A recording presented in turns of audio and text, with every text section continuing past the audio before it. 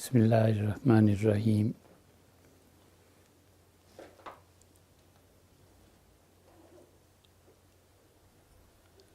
علم اور عقیدہ،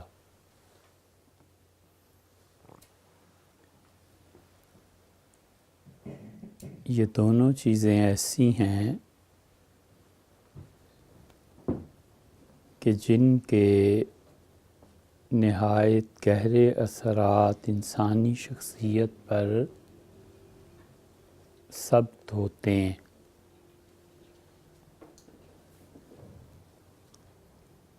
صحیح علم اور اس سے زیادہ صحیح چیز جو عقیدہ ہے، جتنا ٹیڑھا پن اس میں آ جائے، انسانی زندگی اتنی ہی ٹیڑھی ہو جاتی ہے۔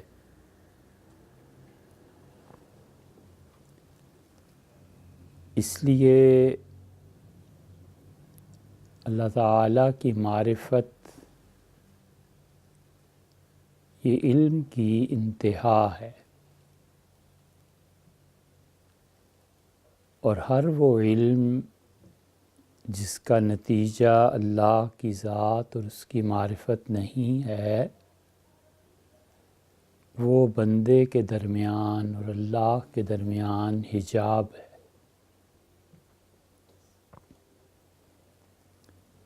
اسی لیے حضرت رسالت مآب صلی اللہ علیہ وسلم نے یہ فرمایا کہ من علم لا ينفع، اللہ میں تیری پناہ مانگتا ہوں ایسے علم سے جو نفع نہ دے۔ ہر وہ علم جو اللہ کی راہ نہ دکھائے جہالت ہے، اور ہر وہ علم جو اللہ کی راہ میں معاون ثابت ہو، بس حقیقت وہ ہے۔ اس لیے ہادی اس کو کہتے ہیں جو ان حقائق کی خبر دیتا ہے جن حقائق کو جاننا ہر ایک کے بس میں نہیں ہوتا، اور وہ حقیقت سے خود روشناس ہوتا ہے اور پھر اس کو آ کر لوگوں تک پھیلاتا ہے۔ تو اس لیے حقائق کو جاننا اور علم کو معرفت کا سبب بنانا، یہ ان لوگوں کا کام ہے جو امت کی رہنمائی کرتے ہیں، اور ہر آدمی کے سوچنے کے لیے یہ بات ضروری ہے کہ اس کا علم اسے اللہ تک پہنچاتا ہے یا نہیں۔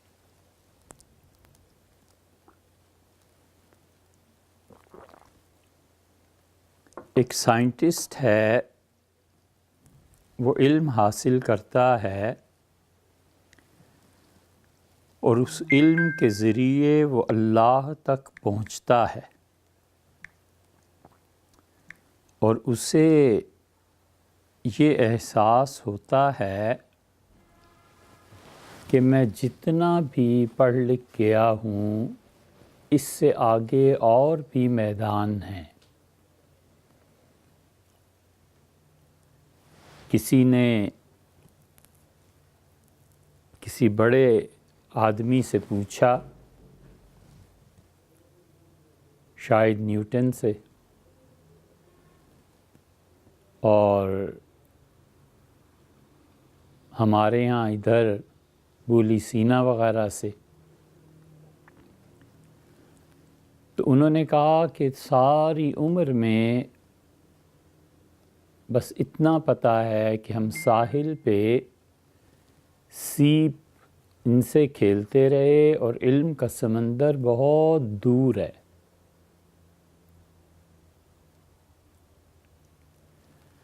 حضرت شیخ الہند رحمۃ اللہ علیہ جب مالٹا میں جیل کاٹ کے واپس آئے تو ان سے کسی نے پوچھا اور کہا کہ حضرت علم اور اتنا آپ نے پڑھا اور پڑھایا، فرمایا کہ اتنا زمانہ پڑھنے اور پڑھانے میں گزرا اور اب جا کر یہ معلوم ہوا کہ جس چیز کا نام علم ہے وہ ہمارے اندر نہیں ہے۔ فرمایا جہالت کو ڈھونڈنے میں جتنا علم درکار تھا وہ اب علم حاصل ہوا کہ ہم جاہل ہیں۔ اس لیے کبھی حق اور سچائی اپنے وجود سے پہچانی جاتی ہے اور کبھی سچائی مشاہدے سے پہچانی جاتی ہے۔ جس شخص کو معرفت حاصل ہوتی ہے وہ پورے یقین سے یہ بات جانتا ہے کہ اللہ کی ذات اس کائنات سے ماوراء ہے، اور پھر ہر چیز میں وہ اللہ کا جلوہ اور اللہ کی قدرت کا مشاہدہ کرتا ہے، تو ایک ہی وقت میں وہ جانتا ہے کہ یہ وہ چیز نہیں ہے جسے میں دیکھ رہا ہوں اور یہ خدا ہے، لیکن یہ وہ چیز ہے جو اللہ کی تجلی سے ہے اور اللہ کی طرف سے۔ اس غائب ہونے اور شہود کے درمیان وہ جیتا ہے،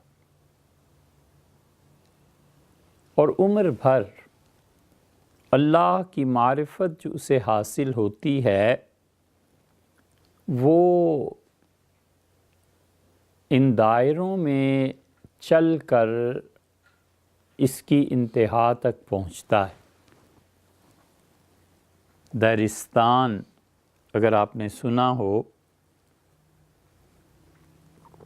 فارسی کا ایک لفظ ہے، دیرستان بھی کہتے ہیں، وہ ایک اور چیز ہے، اور دیرستان بھی کہتے ہیں۔ دیرستان پچھلے زمانوں میں بہت ہوتے تھے، اب ایک ہی رہ گیا ہے، اور دیرستان دائرہ جو ہوتا ہے اس کا مجموعہ، جو جس کو پوجتا تھا، جس سے محبت کرتا تھا، جا کے اس کا اسٹیچو بنا لیتا تھا،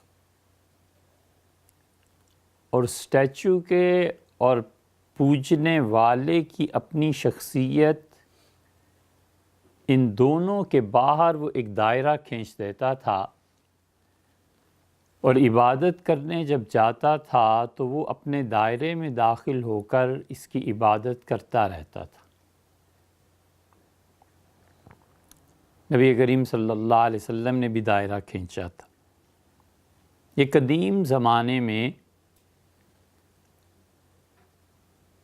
محبتوں کے اظہار کی بھی ایک علامت تھی۔ آپ نے ایک دن فرمایا کہ تم میں سے آج رات میرے ساتھ وہ جائے گا جس کے دل میں ذرہ برابر انا نہیں ہے، کبر نہیں ہے۔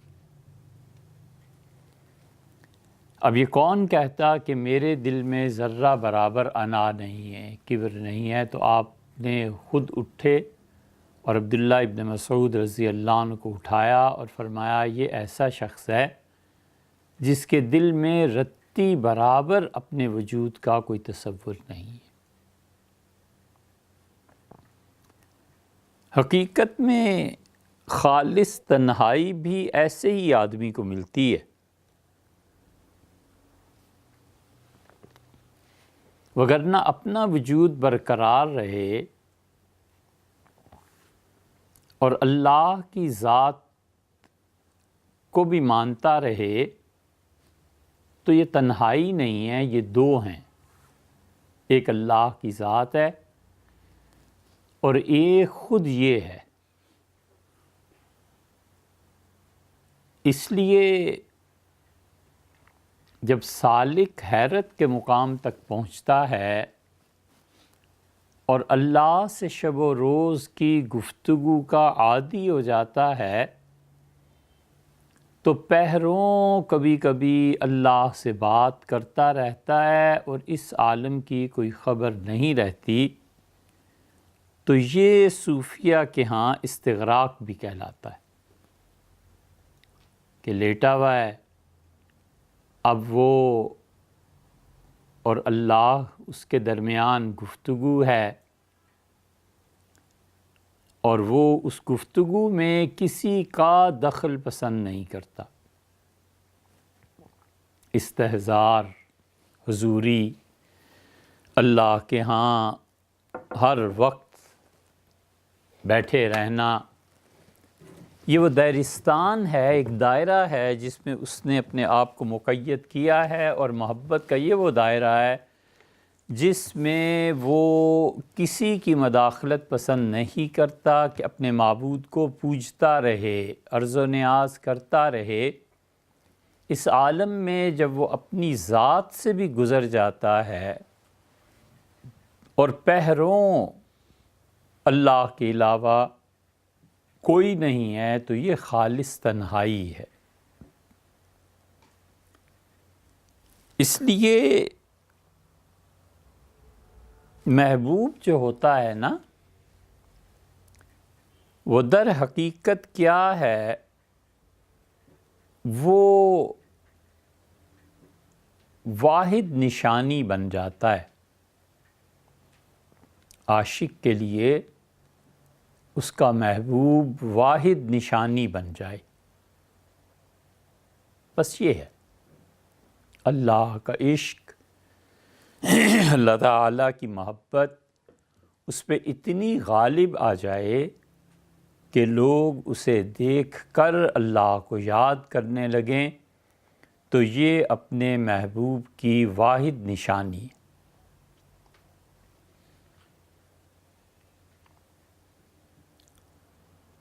تاریخ فرشتہ وغیرہ میں لکھا ہے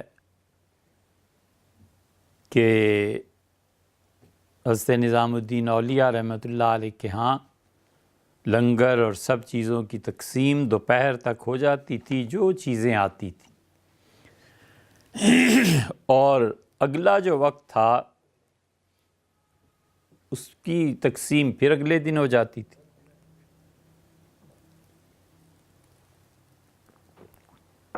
تو حضرت رحمۃ اللہ علیہ اٹھ کے جانے لگے سونے کے لیے دوپہر کو، تو مورخین نے لکھا ہے کہ ایک آدمی آیا اور اس نے کہا کہ حضرت بہت حالات خراب ہو گئے ہیں، کچھ دے دیں۔ تو انہوں نے فرمایا کہ اقبال کو بلاؤ، اور اقبال ان کے جو باورچی خانہ یا نعمت خانہ تھا اس کے بڑے تھے، بلائے گئے تو انہوں نے کہا حضرت کچھ نہیں رہا، جھاڑو پھیر دیا۔ تو اب وہ جانے لگا، شیخ نے کہا کہ تم کچھ دیر پہلے اگر آتے تو کچھ تھا، اب تو کچھ بھی نہیں رہا، تو انتظار کرو۔ پھر اس نے کہا کچھ تو کریں، تو حضرت رحمۃ اللہ علیہ نے جوتے اپنے دے دیے۔ حضور صلی اللہ علیہ وسلم نے بھی ایک مرتبہ ایسے کیا تھا، مدینہ منورہ میں تلاش کر رہے تھے، آپ مل ہی نہیں رہے تھے، تو صحابہ رضی اللہ عنہ کو پریشانی ہوئی کہ کہیں کسی دشمن نے کوئی حرکت نہ کر دی ہو۔ آخر حضرت ابو ہریرہ رضی اللہ عنہ کہتے تھے کہ ایک باغ تھا بہت بڑا، اور اس میں پانی باہر آتا تھا بارش کا، تو بہت بڑا اس میں پائپ تھا، میں اس پائپ میں کوہنیوں کے بل اندر گیا، تو دوسرے سرے پر جب پہنچا تو کنواں تھا کچھ فاصلے پہ، اور رسول اللہ صلی اللہ علیہ وسلم کنویں میں پاؤں لٹکا کر بیٹھے ہوئے تھے۔ تو میں نے عرض کیا کہ مدینہ منورہ میں لوگ آپ کو ڈھونڈ رہے ہیں۔ تو آپ نے فرمایا کہ ابو ہریرہ یہ میرا جوتا لے جاؤ، بلکہ پہلے فرمایا کہ ابو ہریرہ جو شخص لا الہ الا اللہ پر مر گیا وہ ضرور جنت میں جائے گا، یہ بتاؤ لوگوں کو جا کے۔ اب اتنی بڑی بات کہ جنت میں جائے گا، اب جنت اجنبی ہو گئی ہے، جہنم بھی اجنبی ہو گئی ہے، اس لیے خواب میں بھی کبھی نظر نہیں آتی، خواب میں بھی کبھی جہنم نظر نہیں آتا، اس لیے کہ یہ چیزیں اب کوئی ایسی نہیں رہیں کہ اس سے لوگوں کو دلچسپی ہو۔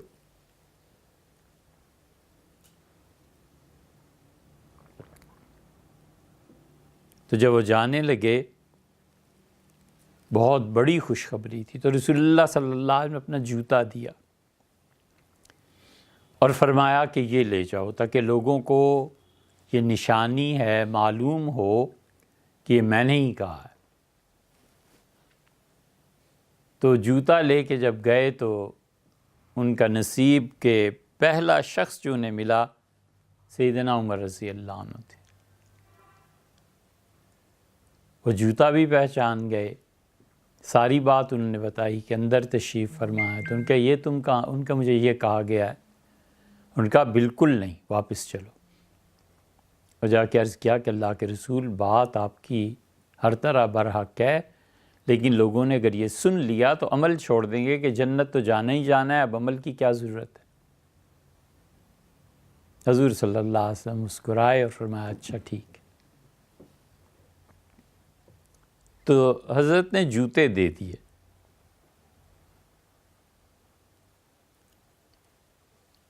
تاریخ میں آتا ہے کہ وہ جوتے لے کے جا رہا تھا اور خسرو نے جوتے پہچان لیے کہ تو حضرت کے جوتے ہیں، اور خسرو آ رہے تھے اس دن، کوئی بہت اچھا قصیدہ انہوں نے کہا تھا، تو تغلق نے 5 لاکھ نقرئی سکے، چاندی کے سکے 5 لاکھ دیے تھے۔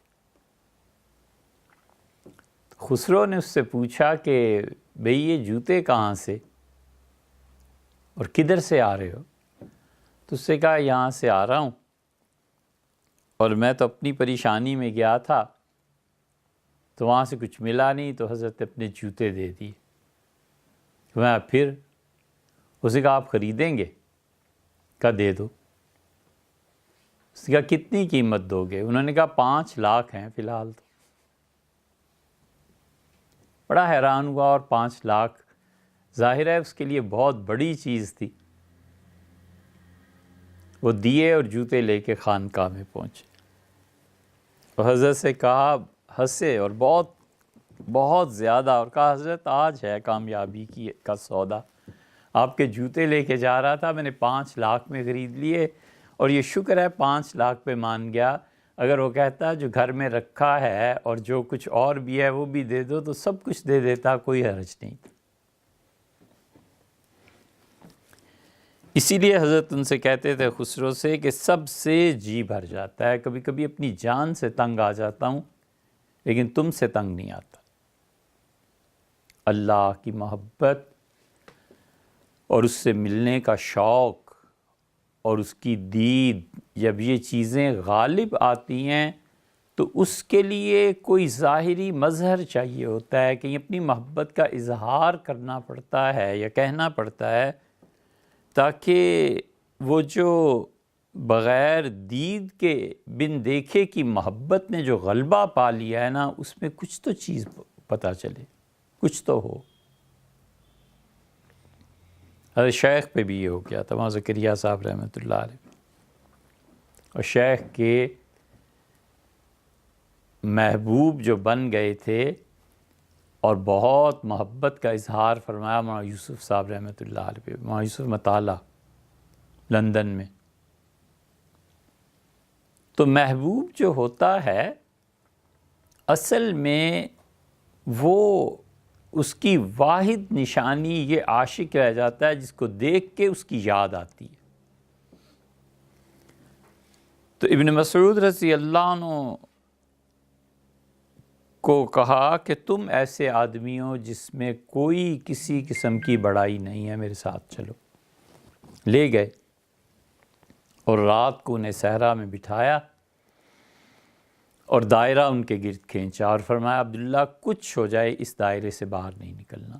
وہ کہتے ہیں میں نے دیکھا کہ سیاہ رنگ کی عجیب عجیب بلائیں آ رہی ہیں اور رسول اللہ صلی اللہ علیہ وسلم کے پاس بیٹھ رہی ہیں۔ میں اٹھ کھڑا ہوا کہ کہیں کوئی تکلیف نہ پہنچائیں، کچھ ایسی چیز نہ ہو۔ پھر مجھے یاد آیا کہ منع فرمایا تھا تو میں اسی میں بیٹھ گیا۔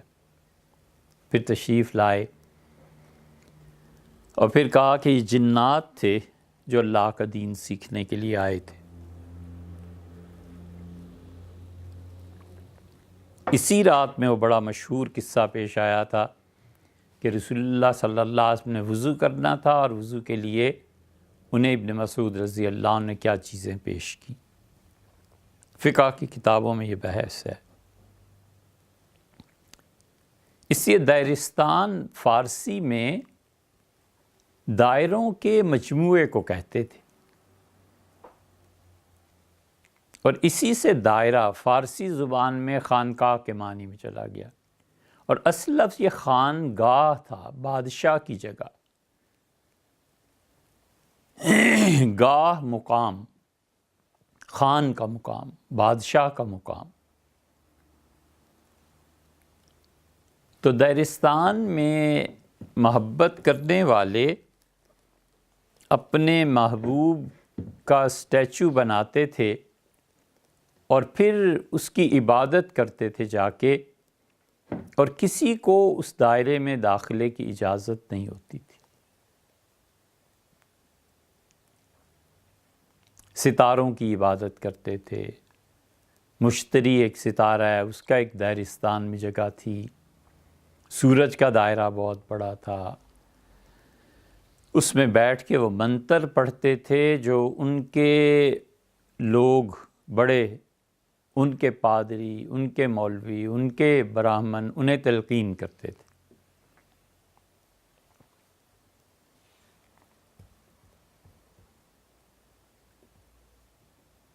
وہیں سے یہ دائروں کے سلسلے چلے اور ایران میں بہت ہو گئے تھے۔ تو آدمی جب اللہ کی محبت کے دائرے میں داخل ہوتا ہے تو پھر سب چیزیں بھول جاتا ہے۔ اب ایک ہی دائرہ رہ گیا ہے دنیا میں، اور ایک ہی دیوی رہ گئی ہے۔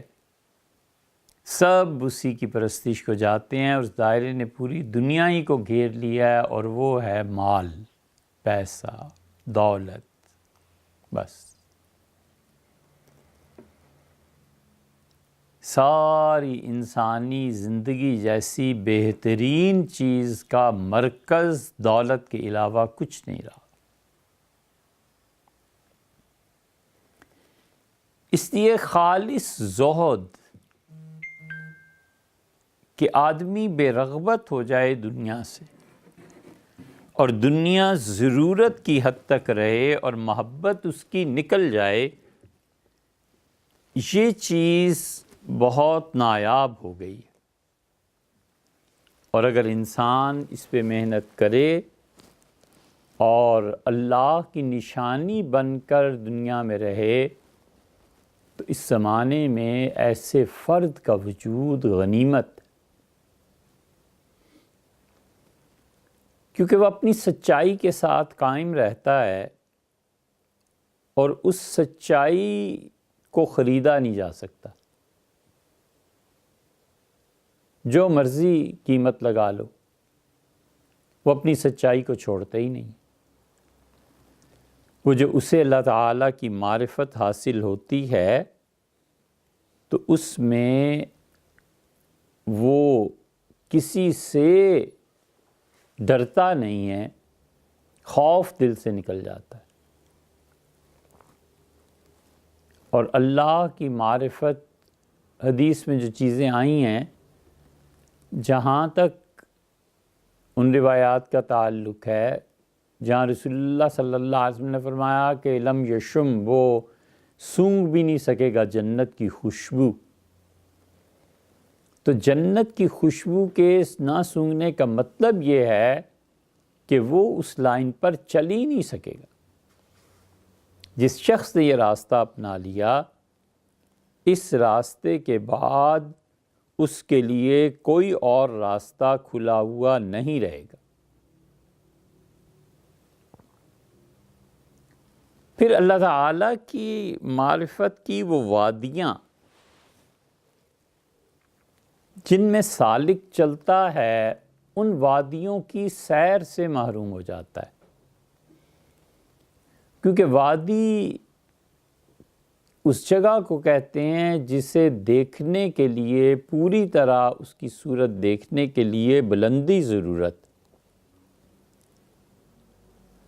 تو بلندی پہ ہوتا ہے تو وادی نظر آتی ہے، پھر سے وادیاں نظر آتی ہیں جو قطع کی ہیں، پھر سے وادیاں نظر آتی ہیں جو قطع نہیں کی ہیں۔ جن وادیوں میں اس نے چلنا ہے، یہ سب چیزیں اسے کوئی ہادی مل جائے، رہنما مل جائے تو اسے طے کرا دے۔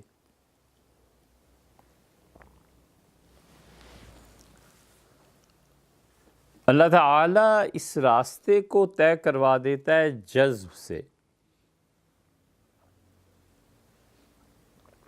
منطق الطیر میں مولانا نے فرید الدین عطار رحمۃ اللہ علیہ نے موسیجہ ایک جانور کا ذکر کیا ہے۔ یہ جو مرحومہ تھیں اشفاق صاحب کی اہلیہ بانو قدسیہ، انہوں نے کتاب لکھی ہے راجہ گدھ۔ یہ راجہ گدھ کا اصل تصور یہ منطق الطیر کا ہے۔ پرندہ چونکہ دونوں خصوصیات رکھتا ہے، زمین پہ چل بھی لیتا ہے، ہوا میں اڑ بھی سکتا ہے، تو منطق الطیر میں فرید الدین عطار رحمۃ اللہ علیہ نے پرندوں کی ایک کانفرنس کا ذکر کیا ہے کہ سارے پرندے اس کانفرنس میں موجود تھے۔ بانو قدسیہ نے اس سے نتیجہ یہ نکالا ہے کہ وہ کانفرنس کا اختتام اس پہ ہوا کہ حلال کھانا چاہیے تاکہ معرفت نصیب ہو۔ مرحوم تو بڑے آدمی تھے، فرید الدین عطار رحمۃ اللہ تو بڑے آدمی تھے۔ دنیا میں جتنے بڑے متن ہیں وہ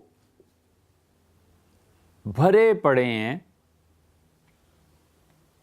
سمبولک چیزوں سے۔ علامہ اقبال کے ہاں شاہین ہے،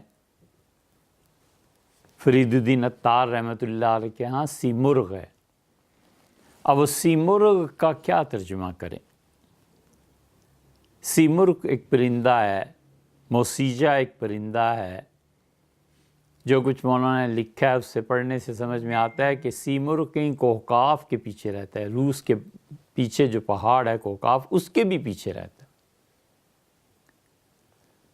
موسیجہ جیسے فاختہ، جیسے قمری، جیسے بڑی چڑیا، ایسا کوئی جانور ہے، اور رات کو جہاں وہ نور دیکھتا ہے، جہاں وہ آگ دیکھتا ہے، لپک پڑتا ہے۔ اس کو مولانا نے تشبیہ دی ہے سیدنا موسیٰ علیہ السلام سے منطق الطیر میں، کہ جیسے موسیٰ علیہ السلام نے آگ دیکھی اور چل پڑے، موسیجہ بھی اسی طرح تھا، جہاں آگ دیکھتا تھا چل پڑتا تھا، اور اسے پھر وہاں سے اللہ کی معرفت اور یہ چیزیں ملتی تھی۔ بہت سمبولک چیزیں دنیا کے ہر بڑے متن انہوں نے جو بڑی گفتگو کی ہے وہ اشارے اور کنائے میں کی ہے، اشارات اور کنایات کے ساتھ۔ اور پھر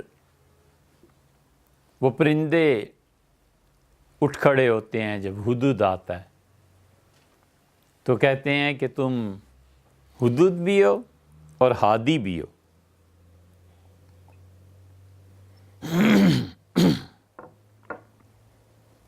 حضرت سلیمان علیہ السلام نے تمہیں اس لیے رکھا تھا کہ تم انہیں لا کر وہ خبریں دیتے تھے جو اور کوئی دے نہیں سکتا تھا، تم ان کے خاص رازدان تھے، اور اسی لیے تمہارے سر پہ تاج ہے۔ پھر ہدہد کا قصہ انہوں نے چھیڑا، تو ان چیزوں کو دیکھ کر کسی اور کی یاد ستاتی ہے۔ سمبولک چیزیں جو اصل تک پہنچاتی ہیں، اس لیے ایک سطح ایسی آ جاتی ہے کہ جہاں ناواقف اور ناآشنا آدمی وہ کبھی بھی اس مسئلے کو حل نہیں کر سکتا کہ اب رونا کیوں ہے اور ہنسنا کیوں ہے۔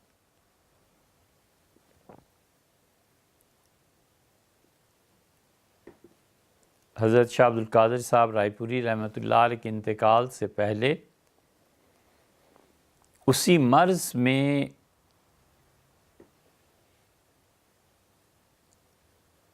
اتنی اونچی اور بلند آواز ان کے رونے کی آئی جیسے کوئی دھاڑے مار کے رو رہا۔ خدام بھاگے، دروازہ کھولا، اندر کہنے کہ حضرت کیا ہوا ہے؟ فرمایا یہ آدمی جو ملنے آیا دیکھو یہ مدینے جا رہا ہے۔ بس اس ایک فکرے سے پوری خانقاہ میں شور مچ گیا کہ حضرت رحمۃ اللہ ایسے رو رہے ہیں، یہ ہو رہا ہے۔ انہوں نے کہا اس سے دیکھو یہ مدینے جا رہا ہے۔ اب کون جانتا تھا کہ اس دل میں مدینہ منورہ کی نسبت سے پیچھے کیا چیز ہے جو رلا رہی۔ حضرت فرماتے تھے کہ جب مسجد نبوی بنی، نئی تعمیرات اور یہ چیزیں، تو ایک دن میں اپنے شیخ کی خدمت میں حاضر ہوا، تو میں نے حضرت سے عرض کیا کہ حضرت کیا اچھا نہ ہوتا مسجد نبوی اپنے پرانے حال پہ باقی رہتی اور لوگ اسے دیکھتے اور انہیں پتہ چلتا کہ رسول اللہ صلی اللہ علیہ وسلم کیسی سادہ زندگی بسر کیا کرتے تھے اور مدینہ منورہ کیسا سادہ سا شہر تھا۔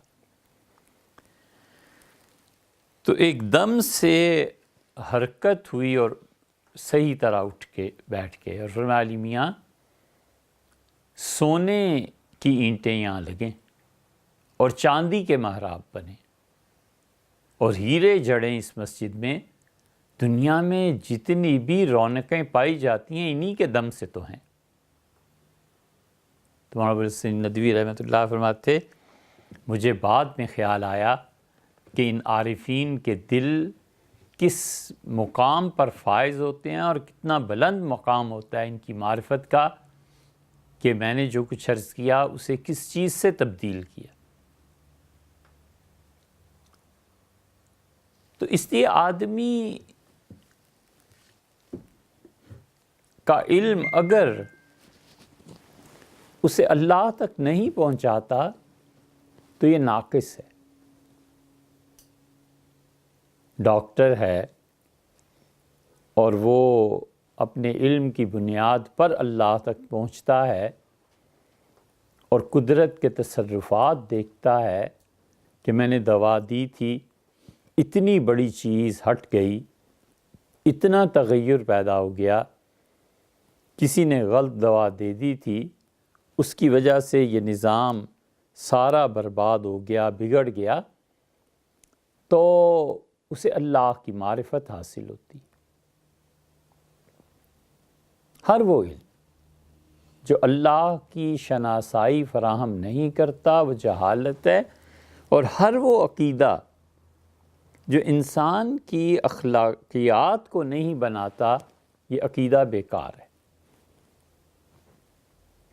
بس سیدھی سی بات۔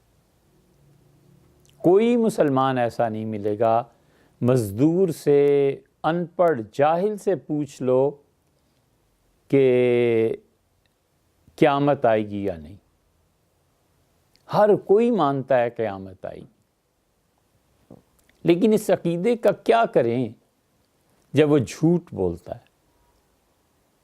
اس جھوٹے انسان کو نہیں پتا کہ اللہ کے ہاں جواب دینا پڑے گا، جھٹلاتا ہے، سچائی پر اعتبار نہیں کرتا، اس لیے کہ حسد کی آگ اور ظلم کی آگ اس آدمی کے دل کے آئینے کو مسخ کر دیتی ہے، خراب کر دیتی ہے۔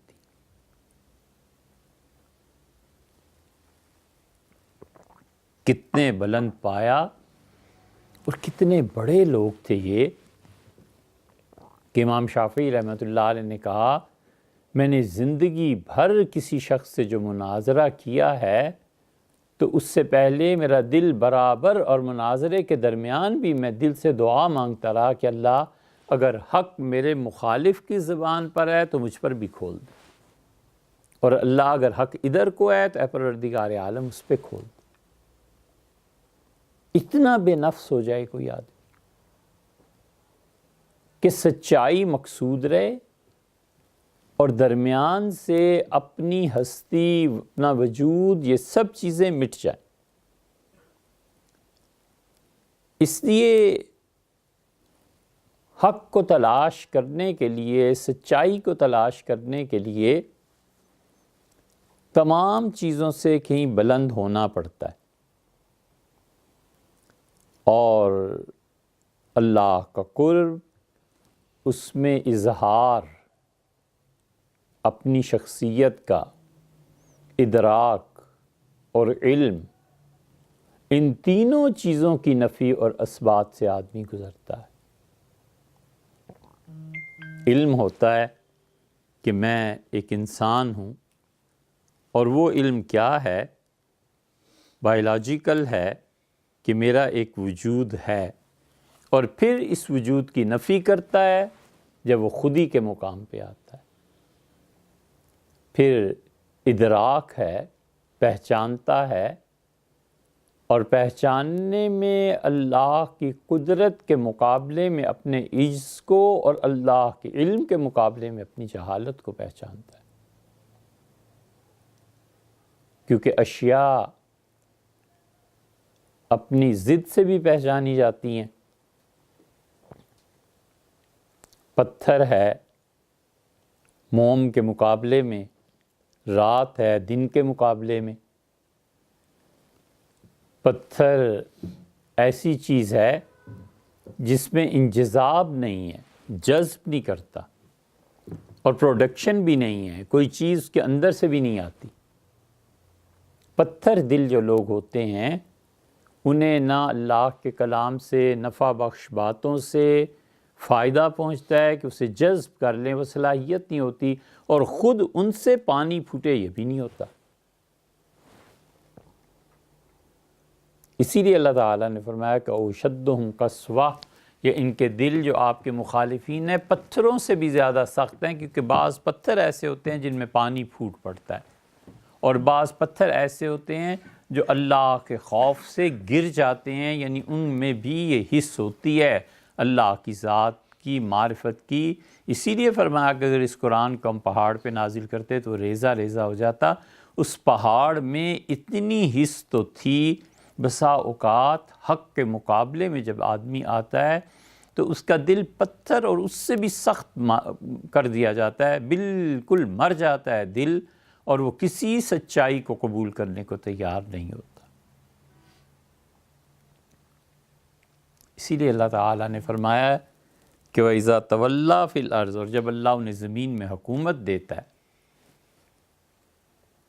دو چیزوں کے بارے میں فرمایا کہ حکمران یہلک الحرث والنسل، نسل انسانی کو تباہ کرتے ہیں، نسل انسانی کو برباد کرتے ہیں۔ اب یہ جو دنیا میں ایٹم کی ترقی اور بم اور یہ چیزیں جو بن رہی ہیں، یہ پھر بھی خدا کا احسان ہے کہ غالب اقتدار ان لوگوں کے ہاتھ میں ہے جو اپنے پورے پریزیڈنشل ٹینور میں ایک مرتبہ بھی ذکر نہیں کرتے کہ وہاں پہ ایٹم بم پھینکتے، بات ہی نہیں کرتے۔ وزیر اعظم بات نہیں کرتا کبھی، وہ اس طرف آتا ہی نہیں، اسی کو اسے پتہ ہے اس سے کیا تباہی پھیلنی ہے۔ اور اگر ان ہاتھوں میں ہو جو ذرا سی بات پہ کہتے ہیں کہ ایٹم بم چلا دو، جنہیں پتہ ہی نہیں کہ ایٹم بم ہوتا کیا ہے، جو ذرا سی بات پر کم ظرف کے لوگ اٹھ کھڑے ہوتے ہیں کہ فلانے ملک کو اس طرح مار دو، فلانے ملک کو اس طرح مار دو، ان کے اندر وہ جذبات چھپے ہوئے ہیں۔ یہلک الحرث والنسل، کہ کھیتیاں برباد ہو جائیں، پانی کے چشمے برباد ہو جائیں، پانی کے ذخائر تباہ ہو جائیں، اور بالکل اسی طرح انسانی نسل تباہ ہو جائے۔ بہت خطرناک بات ہے، بہت زیادہ خطرناک بات ہے، ان چیزوں سے بہت دور رہنا چاہیے۔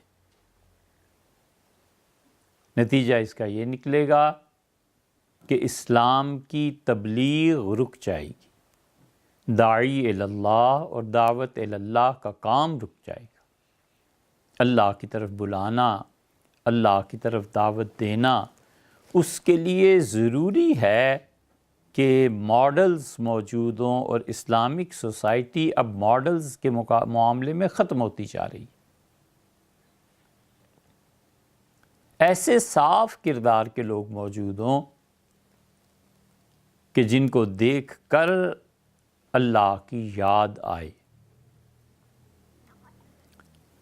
بہت ضروری چیز جو بہت سے لوگوں کی سمجھ میں نہیں آتی، وہ ایک یہ چیز ہے کہ ایک آدمی اپنے میدان میں پورا ہے اور دوسرے میدان میں اس میں نقص ہے، تو جس معیار پر اسے پرکھنا ہے وہ معیار قائم رکھو۔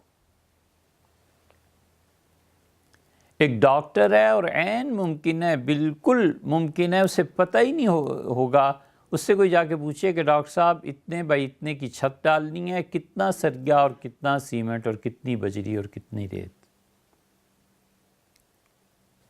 اسے کیا پتا ہے؟ کچھ نہیں، بالکل اس معاملے کو نہیں جانتا۔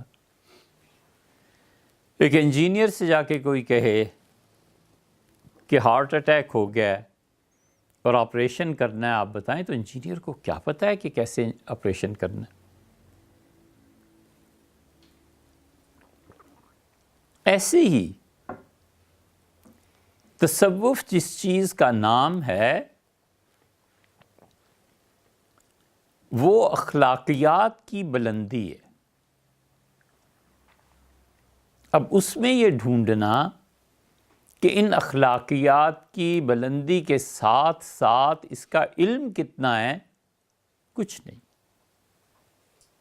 وہ اخلاقیات کے لیے امام ہے، اور اس کی سچائی کا یہ حال ہے کہ وہ کہے گا بھائی میں فتویٰ نہیں دے سکتا، میرے پاس علم نہیں ہے، جاؤ کسی اور سے پوچھو۔ اس لیے کہ وہ جس فیلڈ میں ہے نا، بیعت کس لیے کرتے ہیں؟ اس لیے کہ اپنے شیخ میں دیکھتے ہیں، دیکھنا چاہتے ہیں کہ وہ سچائی پہ قائم ہے یا نہیں، زہد اس میں ہے یا نہیں، تقویٰ اس میں ہے کہ نہیں۔ یہ اوصاف ہیں جن کے لیے انسان اپنے نفس کو کچلتا ہے اور مارتا ہے۔ اور اگر یہ چیزیں نہ ہوں، اور وہ عامل ہو جنات کا، اور وہ عامل ہو جادو اور ٹونے اور تعویذ اور کالے جادو کا، تو وہ تصوف تھوڑا ہی ہے، وہ ایک اور فیلڈ ہے، ایک اور چیز ہے۔ اسی لیے اہل تشیع اور خاص طور میں جو ان میں اصحاب عرفان تھے، اصحاب عرفان کا مطلب، یہ تو اب ہمارے ہاں ایسے شیعہ حضرات سامنے آ رہے ہیں جنہیں خدا کی معرفت سے کوئی اتنا گہرا تعلق نہیں ہے، لیکن جو ان کے آباء و اجداد تھے پچھلے زمانوں میں جو ہوا کرتے تھے، وہ ساری تعلیم حاصل کرنے کے بعد 20 سال تک صرف اللہ کی عبادت، معرفت خدا بندی، وہاں پہنچ کے دل دھل جاتا تھا۔ پھر وہ ان چکروں میں بھی نہیں پڑتے تھے کون کافر اور کون مسلمان، ولیعوذ باللہ، یعنی اہل سنہ اور اپنے عقائد کے درمیان وہ ان کاموں میں نہیں پڑتے تھے، پھر ان کی معرفت کا درجہ کچھ اور ہو جاتا تھا۔ اللہ کی ذات، اس کی صفات، آخرت، دنیا سے زہد، بے رغبتی، اب تو ڈھونڈے سے بھی کوئی آدمی نہیں ملتا۔ تو اس لیے ایک وجہ یہ بھی تھی کہ انہوں نے سرے سے جادو سے انکار ہی کر دیا۔ شیعہ جادو کو نہیں مانتے۔ کئی ان کے عاملین، جعفری اور نقوی اور شاہ صاحب اور بورڈ لگے ہوئے، ہم نے کئی ایک سے کہا، ہم نے کہا آپ کے عقیدے میں یہ بات شامل ہے کہ جادو کچھ نہیں ہے؟ نہیں جی، یہ کس نے کہہ دیا؟ ہم نے کہا اپنی کتابیں پڑھ لیجئے عقیدے کی، اس میں لکھا ہے کہ جادو کچھ نہیں۔ ایک صاحب پھر وہ اپنے بڑوں کو جن کو مانتے تھے سرگودا گئے اور وہاں جا کے کہا کہ وہ ایسے کہتا ہے، آپ کیا کہتے ہیں؟ تو انہوں نے کہا وہ صحیح کہتا ہے، جادو ہمارے مسلک میں نہیں ہے، ہمارے مسلک میں یہ ہے کہ نظر بندی کر دی جاتی ہے، باقی جادو کی کوئی حقیقت نہیں ہے، جبکہ ہم جادو مانتے ہیں، ہمارے پاس دلائل ہیں اس کے ماننے کے۔ تو یہ شخص جو جادو کا کام کر رہا ہے، تعویذات کا، ٹوٹکے اور یہ چیزیں، اس کا اصل تصوف سے کیا تعلق ہے؟ اصل تصوف جو ہے وہ تو زہد ہے، دنیا سے بے رغبتی ہے، اللہ پہ بھروسہ ہے، اللہ سے مانگنا ہے، اللہ کی ذات کا اثبات ہے، اس کی صفات مبارکہ کا اثبات ہے، اپنی فنا ہے، اور اللہ کی بقا، اور یہ سب چیزیں اس میں آتی ہیں۔ اگر ان میں ناقص ہے تو پھر کچھ نہیں ہے۔ جھوٹ سے بچنا، حسد سے بچنا، غیبت سے بچنا، یہ اصل دین ہے، یہ دین کی اصل ہے۔ اپنے غصے پہ قابو رہنا، اپنی ذات کو مٹاتے رہنا، اور سب سے بڑی بات بے نفسی۔ دنیا کا ہر کام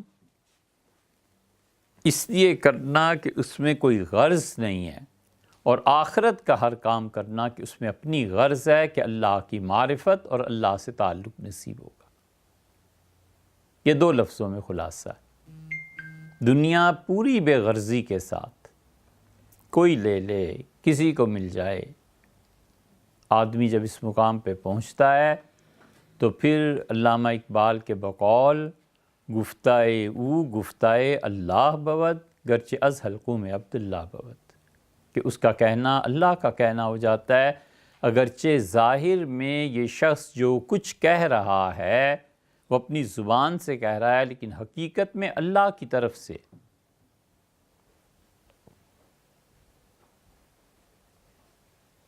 یہ چیز ہو جاتی ہے۔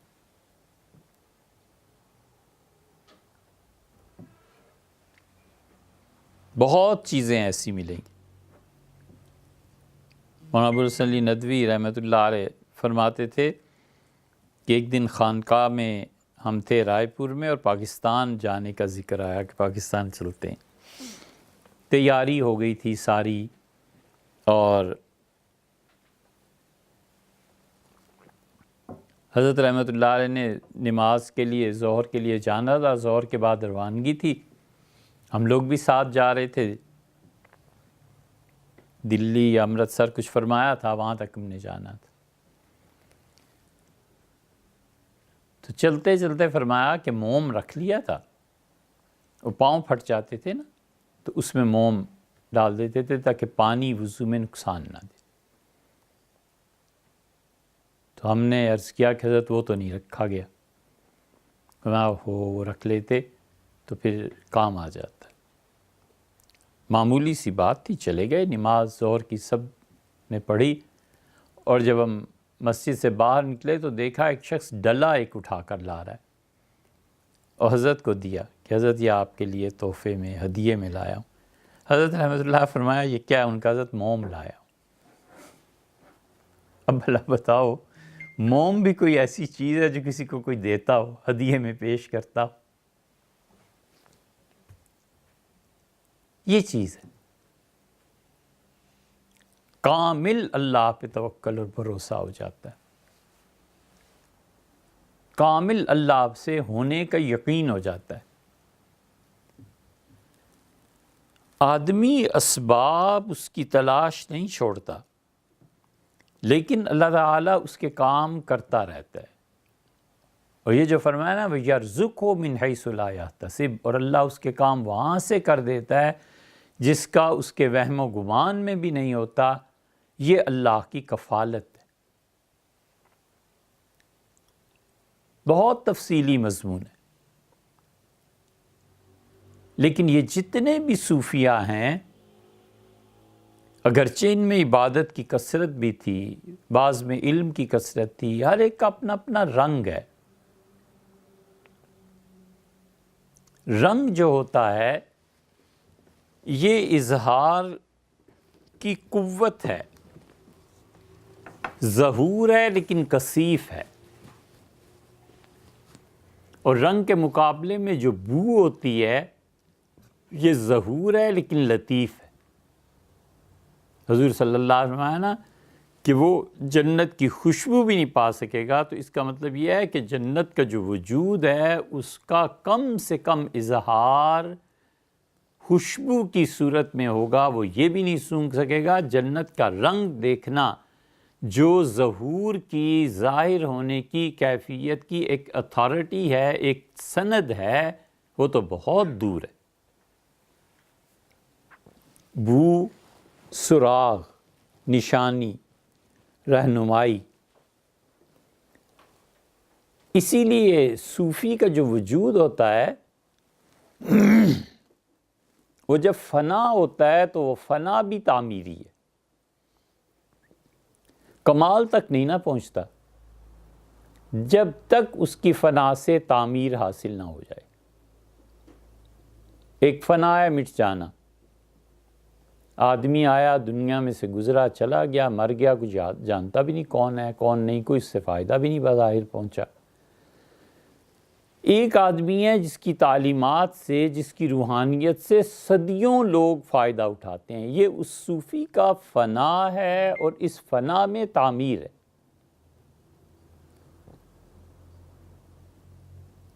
اسی لیے وہ صوفی اپنے محبوب کی محبت میں اتنا فنا ہوتا ہے کہ لوگوں کو اس سے خوشبو آنے لگتی ہے کہ کسی چیز کا سراغ ہے، کسی چیز کا پتہ دے رہا۔ قرآن کریم میں کیا آیا ہے؟ یہ جتنے انسانی نفسیات اور صوفیہ کے احوال ہیں یہ سب کے سب کتاب و سنت میں آتے ہیں۔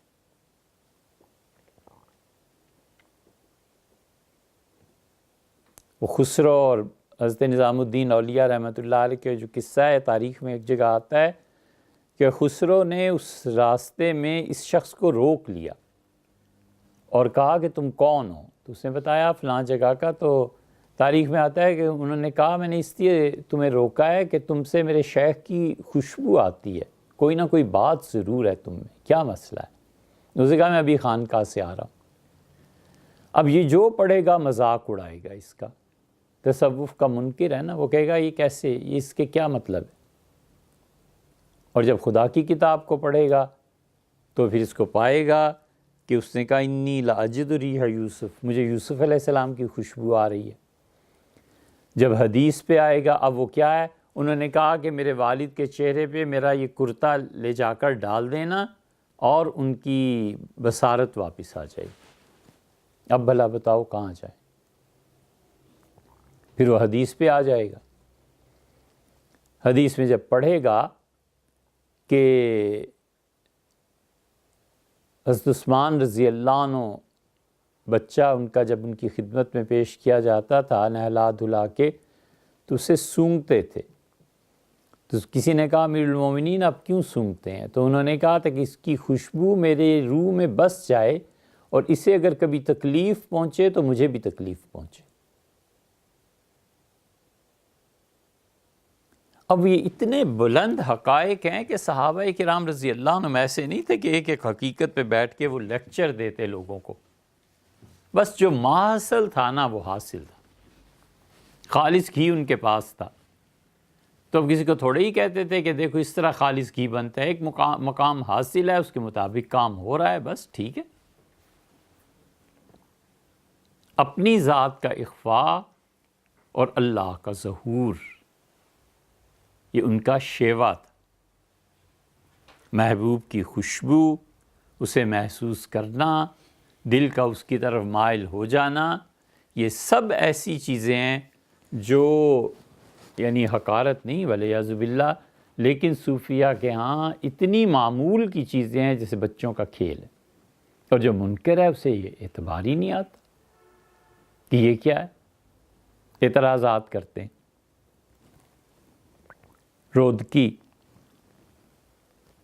فارسی زبان کا پہلا شاعر تھا جس کا دیوان مرتب ہوا، زبردست کمال کا شاعر تھا۔ اب فارسی رہی نہیں، اسی عطار، رومی، رودکی، حافظ شیرازی، علامہ اقبال، غالب سب ختم ہو گئے، کوئی نہیں رہا۔ ہماری اگلی نسلوں کو پتہ ہی نہیں ہے کہ حافظ شیرازی کیا تھا اور غالب کیا تھا۔ حافظ کا نام ہی نہیں لوگوں نے سنا ہوگا، ان کے کلام کو تو کیا جانے۔ حافظ شیرازی نے اپنے دیوان میں ایک جگہ کہا ہے کہ میں اپنے محبوب کی محبت میں ایسا غرق ہوں کہ بے کشائے تربت امرا بعد از وفات و بے نگر، میرے مرنے کے بعد میری قبر کو کھولو اور اس کو غور سے دیکھو۔ از آتش درونم، میرے سینے میں جو محبت کی آگ لگی ہوئی ہوگی ہے نا، دود از کفن برآید، تم دیکھو گے کہ میرے کفن سے دھواں باہر نکل رہا ہے، اس اندرونی محبت کی جلن کی اطلاع دے رہا ہے جو اندر ہے۔ رودکی سپاہی بھی بہت بڑا تھا، جنرل تھا، فوج کی کمانڈ اس کے ہاتھ میں تھی، اور بادشاہ جو تھے وہ صاحب ذوق، صاحب ادب، وہ سب چیزیں انہیں بھی آتی تھی۔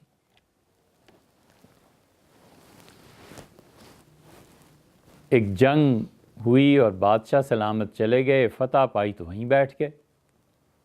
اب فوج تنگ ہو رہی تھی کہ بخارا واپس چلے، تو بہت لوگوں نے مشورہ دیا کہ جی اب 6 مہینے ہو گئے، بخارا واپس چلتے ہیں۔ وہاں بخارا جانے کا نام و نشان نہیں تھا، تو کسی ذہین آدمی کو سوجی اور اس نے کہا رودکی کوئی تدبیر کرو،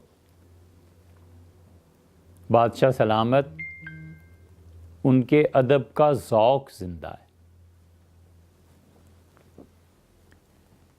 یہ فنون لطیفہ میں سے کسی نہ کسی چیز کا ذوق آدمی میں ہونا چاہیے۔ شاعری ہے، مصوری ہے، بہت سی چیزیں ہیں، رنگ ہیں، آوازیں ہیں، کہیں نہ کہیں آدمی کی نسبت ان چیزوں سے ہونی چاہیے، وگرنہ دل سخت ہو جاتا ہے۔ یہ فنون لطیفہ کو درمیان سے جو نکال دیا نا، اب شاعر ہے اور شاعری کی اصلاح کے لیے پورے شہر میں کوئی آدمی نہیں ملتا کہ کسی جا کر اپنی نظم، غزل، کوئی نعت، کوئی حمد، کوئی قصیدہ، کوئی چیز سنا، نہیں ملتا۔ کوئی ایسی لاجواب کوئی تصویر تیار کر دے کہ جس کو دیکھ کے انسان محو حیرت ہو جائے، کوئی نہیں ملتا۔ یہ سب چیزیں ختم ہو گئی، اور ایک چیز آ گئی، پیسہ، بس مال، دولت، اس کے علاوہ کچھ نہیں رہا، والعیاذ باللہ۔ پرانے جو لوگ تھے ان میں اخلاقی اقدار بھی بڑے بلند تھے، اور ذوق بڑا اچھا تھا، قوت اور طاقت تھی، پیسہ تھا، سب کچھ تھا، ملکوں کے ملک فتح کر لیتے تھے، علم کے میدان میں نئی سے نئی چیزیں سامنے آیا کرتی تھیں، وہ سب یہ اصحاب ذوق تھے۔ تو انہوں نے کہا رودکی سے کہ کچھ کرو، کسی طرح بخارا چلے۔ رودکی نے کہا اچھا کچھ کرتے ہیں۔ موقع کا انتظار رہا، اور ایک دن بادشاہ نے کہا رودکی سے کہ کچھ سناؤ۔ اس نے کہا ایک قصیدہ آپ کی شان میں لکھا ہے، وہ سناؤں؟ اس نے کہا سناؤ۔ اس نے کہا کہ بوئے جوئے مولیاں آئے دھمی۔ مولیاں ایک نہر کا نام ہے، بہت خوبصورت نہر بخارا کی ہوا کرتی تھی کسی زمانے میں۔ اس نے کہا جو مولیاں کی نہر ہے نا، اس کی یاد ستاتی ہے، ہر وقت سوچتا رہتا ہوں اس کے متعلق۔ یاد یار مہرباں آئے دھمی، مجھے ہر وقت وہ مولیاں کی نہر اور اپنے دوست کی یاد ستاتی ہے کہ میں اپنے دوست کے ساتھ وہاں جایا کرتا تھا، بیٹھتے تھے، باتیں ہوتی تھیں۔ اب میرا دوست کہاں؟ بخارا میں۔ وہ نہر کہاں؟ بخارا میں۔ شاہ ماہ ہست، ہمارا بادشاہ چاند ہے، وہ بخارا آسماں، اور بخارا کا شہر آسمان ہے، اور ماہ سوئے آسماں آئے دھمی، اور چاند ہمیشہ آسمان کی تلاش میں رہتا ہے۔ تو بادشاہ کو یعنی بخارا چلنا چاہیے کہ وہ آسمان جو ہے نا بخارا، وہ اپنے چاند کو، اور چاند اس کو تلاش کر رہا ہے۔ اور پھر جب اس نے یہ شعر پڑھا کہ شاہ سروست و بخارا بوستاں، کہ بادشاہ سرو کا درخت ہے اور بخارا ایک باغ ہے۔ سرو سوئے بوستاں آئے دھمی، اور سرو کا درخت تو بس باغ میں ہی اچھا لگتا ہے، جیسے بادشاہ ہمارا یہ بخارا میں اچھا لگتا ہے۔ اٹھ کے ننگے پاؤں دوڑ پڑا بادشاہ اور کہنے لگا جلدی کرو، بخارا جانے کے لیے بندوبست کرو۔ اس نے ایسے اشعار پڑھے جنہوں نے بخارا کی یادوں کو تازہ کر دیا۔ یہ چیز ہر آدمی کے ساتھ ہوتی ہے، بڑے سے بڑا آدمی، چھوٹے سے چھوٹا آدمی، اسے کئی چیزوں کی یاد ستاتی ہے، کئی چیزوں کا ذکر اسے نفرت دلاتا ہے کہ یہ ذکر نہ کرو، یہ بات نہ کرو، یا یہ کرو بات اس کی۔ یہ ہر انسان کے ساتھ ہوتا ہے۔ حدیث کی کتابوں میں آیا ہے، خیال نہیں کہ کہاں نظر سے گزرا ہے، لیکن سیدنا علی رضی اللہ عنہ فیصلہ فرماتے تھے، اور ان کے فیصلے بہت طاقت کے ساتھ ہوتے تھے۔ ان سے تبدیلی کرا لینا کسی فیصلے کی آسان نہیں ہوتا تھا۔ تو ان کے لوگ کہتے تھے کہ جب کسی بات پہ وہ اڑ جاتے تھے تو ہم ان کے بھائی جعفر شہید رضی اللہ عنہ کے بیٹوں کو بھیجتے تھے کہ عبداللہ تم جاؤ اور بات کرو۔ تو جب اپنے بھائی کے بیٹوں کو دیکھتے تھے پھر چپ ہو جاتے تھے، پھر فیصلہ بدل لیتے تھے کہ اچھا نہیں، ایسے نہیں، ایسے کر۔ وہ عزت ہے، احترام ہے، بھائی کی محبت ہے۔ وہ محبتیں اتنی شدید ہوتی ہیں کہ جہاد میں یہ شریک تھے حضرت عمر رضی اللہ عنہ کے بھائی زید بن خطاب اور عبداللہ ابن عمر۔ تو جب یہ مدینہ منورہ میں پہنچے ہیں تو عبداللہ رضی اللہ عنہ کہتے تھے کہ چچا تو شہید ہو گئے تھے، تو میں نے جب والد سے ملاقات ہوئی تو انہوں نے میرا حال پوچھنے کی بجائے پہلے چچا کی بات کی کہ وہ سناؤ زید کہاں؟ میں نے کہا ان کی شہادت ہو گئی۔ تو انہوں نے میرے سینے پہ رکھ کے ایسے زور سے دھکا مجھے دیا، ہاتھ مارا کہ میں گر پڑا۔ انہوں نے کہا تم زندہ رہ گئے اور میرا بھائی شہید ہو گیا۔ سیدنا عمر رضی اللہ عنہ جیسا قوی طبیعت کا آدمی وفات سے پہلے کہتے تھے، حالانکہ 10-12 برس اس واقعے کو گزر گئے تھے، فرماتے تھے اب بھی ادھر سے جب ہوا آتی ہے تو مجھے اپنے بھائی زید کی خوشبو آتی ہے۔ یہ محبتیں ہی تو ہیں، یہ تعلق ہی تو ہے۔ اس لیے دو چیزوں میں شرک نکلا نہیں، ایک اللہ کی محبت میں شرک، اللہ کی محبت پہ غیر کی محبت کا غالب آ جانا، اللہ تعالیٰ کی محبت پر اور اشیاء اور کیفیات اور ان چیزوں کی محبتوں کا غالب آ جانا، خالص اللہ کے لیے رہے محبت، اسی سے لین دین اور اسی سے تعلق اور اسی کی طرف سے جو حالت گزر جائے بس ٹھیک ہے۔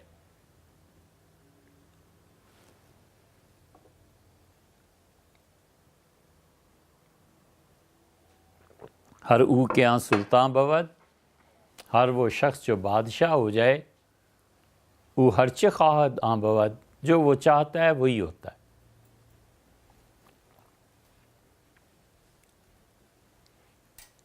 ایک صوفی تھے، انہوں نے لکھا کہ جامی رحمۃ اللہ نے لکھا ان کے حالات میں، کہتے میں نے دعا مانگنی شروع کی اور میں نے کہا بوڑھا ہو گیا ہوں، 90 سال کی عمر ہو گئی ہے، اتنی رکعتیں روز پڑھتا ہوں، آپ مجھ سے خوش رہیں مگر میری عبادت میں اب کمی کر دیں۔ تو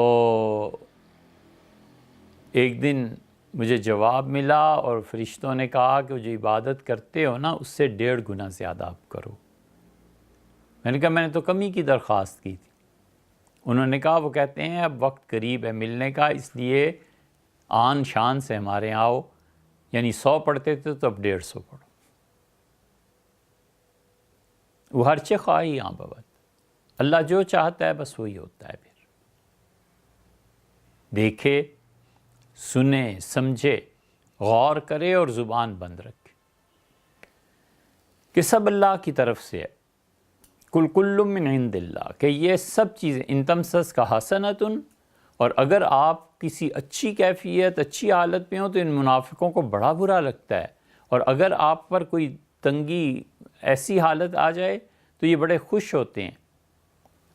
ان لوگوں کو نہیں پتہ، اتنی سی بات نہیں پتہ کہ ان سے کہیے ہر چیز اللہ کی طرف سے، سختی کے دن بھی آتے ہیں، نرمی کے دن بھی آتے ہیں، اچھے بھی آتے ہیں، برے بھی آتے ہیں، فقر کا زمانہ بھی اور بادشاہت کا زمانہ بھی، ان سارے ایام میں اور ان ساری خوشی اور غم کی کیفیات سے گزرنے میں بندہ مومن کا پاؤں اپنی جگہ سے نہیں ہلتا، اور وہ پاؤں کی تثبیت اور جمنا ایک بات پر ہے، اور وہ یہ کہ اے رب میں تیرا ہوں، بس جو حالات گزر جائیں۔ بڑی مشکل چیز، بڑی مشکل چیز۔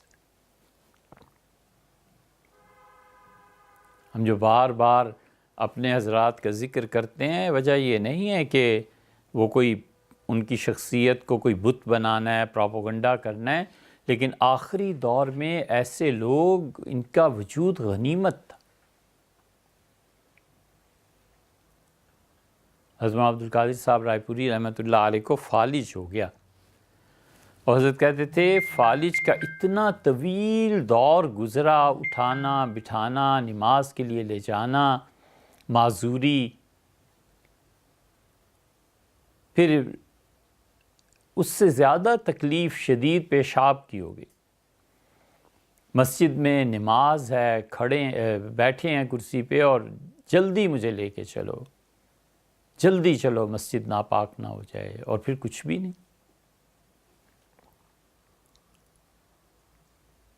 اور اتنے عرصے میں فرماتے تھے ہم نے کبھی جو حضرت کے منہ سے اللہ تعالیٰ کی شکایت کوئی ایک لفظ بھی سنا۔ ایک دن بہت شدید تکلیف تھی اور ہم نے اٹھایا تو اتنا فرمایا کہ او میرے مالک، ہم غور سے سننے لگے کہ آج تک تو سنی نہیں تھی، اب دیکھو آگے کیا کہتے ہیں۔ جب بٹھایا، آرام ہوا تو کہنے لگے ہر حال میں تیرا شکر۔ بہت مشکل ہے، آدمی پر جب خود گزرتی ہے تو پھر کہیں نہ کہیں تو چھلک پڑتا ہے، لیکن عمر ایسے اللہ کی رضا میں گزار دینا اور بندگی میں،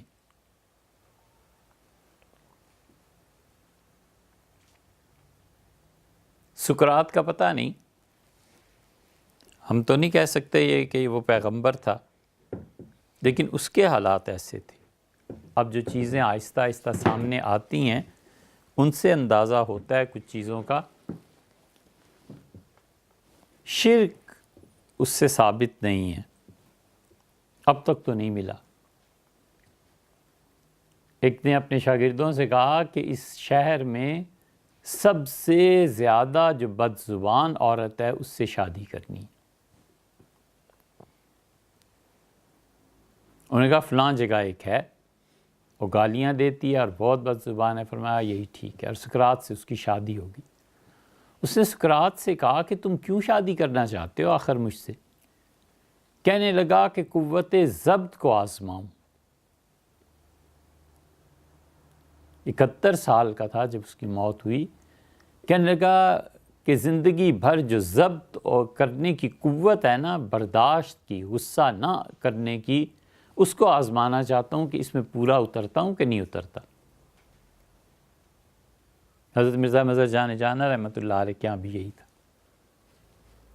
اتنی سختی اور تلخیاں بیوی کی طرف سے پہنچنے کے باوجود قاضی ثناء اللہ صاحب رحمۃ اللہ علیہ کو آخر پہ خط لکھا اور کہا کہ میری اہلیہ کا میرے بعد خاص طور پہ خیال کرنا، ان کی وجہ سے اللہ نے بہت بلند مقامات ہمیں عنایت فرمائے.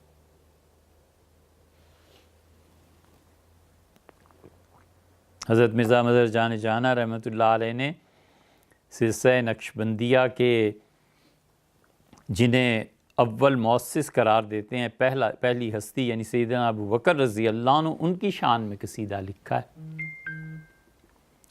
ایک قصیدہ انہوں نے سیدنا علی رضی اللہ عنہ کی شان میں لکھا ہے، اور ایک خط میں ہمیں پتہ چلا، خط کسی کے نام تحریر فرمایا، اس میں لکھا ہے کہ ہم نے امیر المومنین حیدر اس عنوان سے قصیدہ لکھا ہے، اور جب قصیدہ لکھ کے عالم کشف میں نے پیش کیا تو سیدنا علی رضی اللہ عنہ نے بہت عنایات اس فقیر پہ فرمائیں، بہت نوازشات.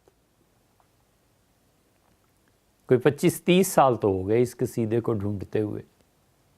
شاید ہی بر صغیر کا، ترکی کا کوئی کتب خانہ ایران کا جہاں ڈھونڈا نہ ہو، نہیں ملتا. پتہ نہیں کہاں گیا ہے یہ قصیدہ. یہ لکھا ہے کہ امیر المومنین حیدر، اس عنوان سے قصیدہ انہوں نے، یا ہر شعر کے بعد جو مصرع دوسرا آتا ہوگا اس میں یہ فرمایا ہوگا، لیکن فرمایا کہ عالم کشف میں جب حضرت کو دیکھا تو حضرت بہت خوش ہوئے اور میرے حال پہ بہت عنایات فرمائیں. ان کی اہلیہ کا مزار ابھی تک پانی پت میں ہے.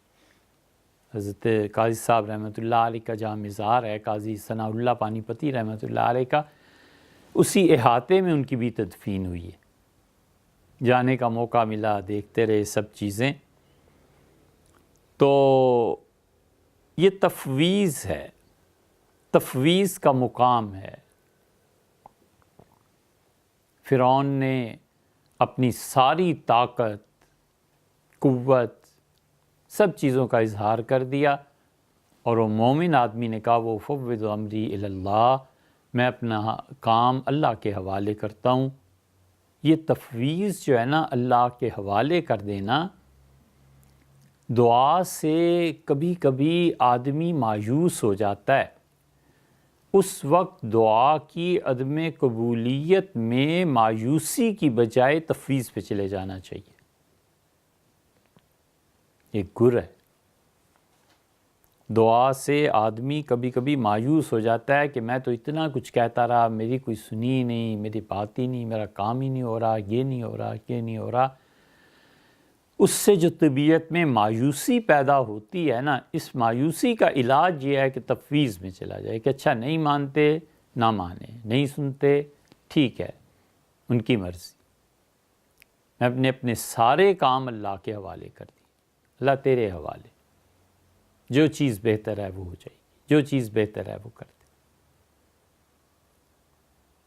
اللہ پہ توکل، بھروسہ، اور ان وادیوں کو طے کرنا، اور عقیدے کا اثر اخلاق پر ہونا.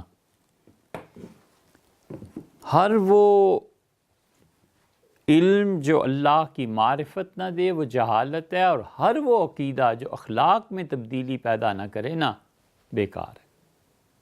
بس سیدھی سی بات. ہمیشہ اپنے عقیدے اور اخلاق کو جوڑنا چاہیے۔ عقیدہ ہے کہ اللہ کی قدرت ساری کائنات پہ ہے، تو یہ جو تم جس پہ ظلم کر رہے ہو، اللہ نے تمہیں زیادہ مضبوطی سے پکڑ لیا تو پھر تم کیا کرو گے؟ عقیدہ ہے کہ آخرت میں جواب دینا ہے، تو یہ سارے جھگڑے اسی زمین پہ چکانے ہیں، آ جائے گا دن، ہو جائے گا انصاف، اس دن کے لیے کچھ بچا کے رکھنا ہے۔ عقیدہ ہے تقدیر کا، اور پھر حد سے زیادہ پریشانیاں، حد سے زیادہ اپنے آپ کو مایوسی میں ڈالنا، ایک چیز طے ہے، اللہ تعالیٰ نے طے فرمائی ہے، اور کب سے یہ طے شدہ ہے، جب چاہیں گے حالات بدل جائیں گے۔ عقیدہ ہے رزق کی تقسیم کا، کہ اللہ جس کو جب چاہے رزق دیتا ہے،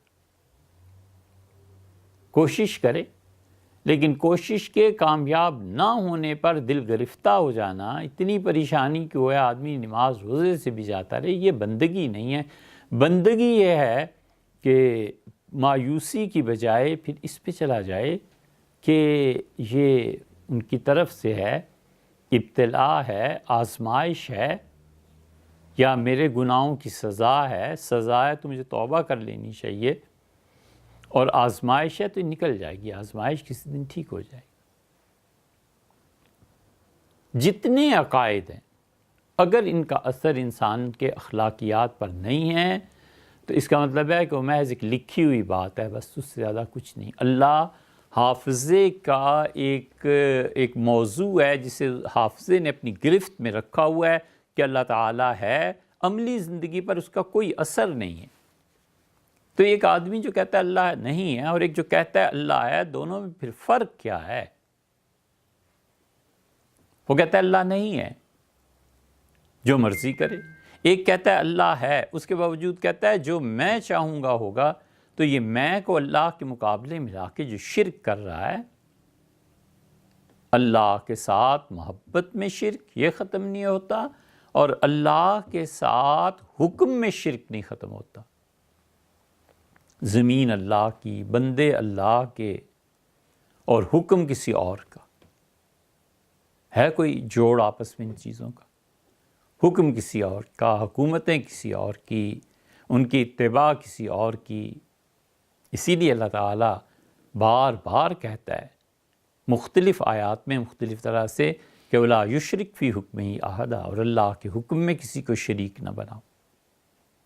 اور اللہ کہتا ہے ان الحکم الا للہ، اور اللہ کے علاوہ کون ہے جس کا حکم اس کائنات پر چلے؟ تو علم جو نفع نہ دے، اللہ کی معرفت نہ دے، کچھ فائدہ نہیں۔